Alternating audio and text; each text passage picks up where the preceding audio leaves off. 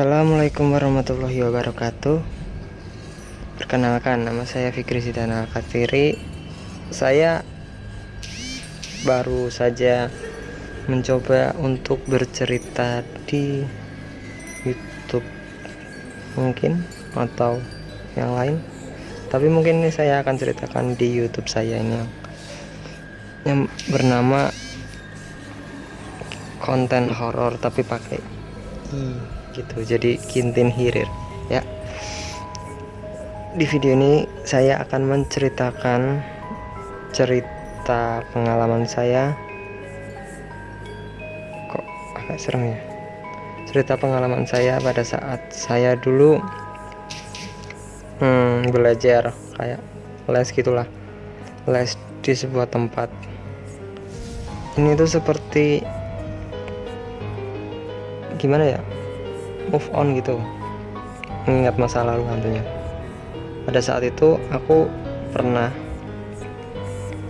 melakukan seperti uji nyali lah bersama teman saya berarti bertiga sama saya itu mencoba kayak merekam tempatnya agak horor gitu, sempit kan, namanya juga anak kecil gitu, jadi nggak tahu merekam. Dan yang parahnya, pada saat ngerekam itu waktu masuk lorong, ada sebuah tangan dari ventilasi. Merinding lah itu, saya bersama teman-teman saya langsung lari keluar dari lorong itu, pulang ke arah les-lesan lagi, dan saya cerita. Ternyata tempat itu memang agak creepy sih. Ya gimana gitu, akhirnya waktu itu bapaknya guru saya itu bisa melihat yang hal-hal gaib gitu. Waktu saya dicek itu ternyata ada, dan anehnya tiba-tiba lampunya mati semua.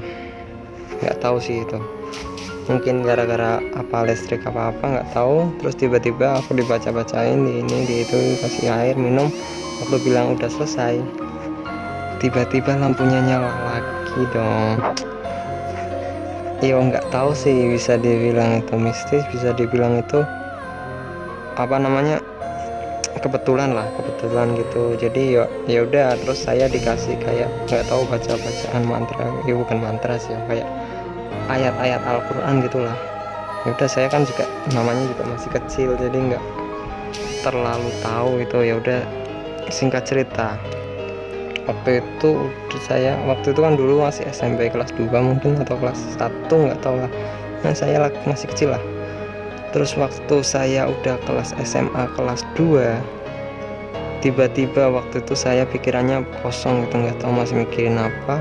Pukul 11 malam, saya itu mungkin masih banyak masalah gitu, nggak tahu. Terus saya mungkin kan kalau lagi stres apa lagi ada masalah, biasanya tuh ya jalan-jalan gitulah. Nggak tahu, saya tuh agak merinding sih sebenarnya waktu jalan itu, tapi kan orang pikiran lagi kosong juga gitu. Akhirnya saya jalan, nggak ada orang itu, sepanjang jalan itu nggak ada orang sama sekali. Jalan melewati kebun itu agak merinding, terus nggak apa-apa. Terus anehnya tuh, merinding ini parah.